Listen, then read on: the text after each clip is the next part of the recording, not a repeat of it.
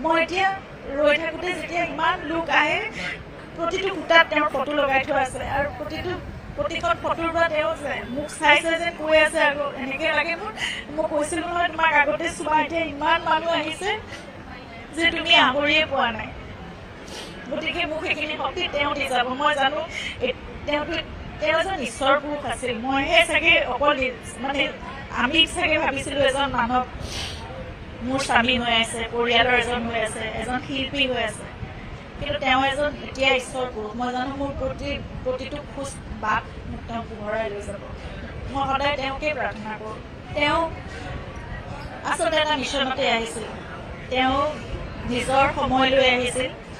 নিজৰ ক'বলগীয়াখিনি নিজৰ কৰিবলগীয়াখিনি কৰি গ'ল যেতিয়া তেওঁ থাকোঁতেও কিছুমান কথা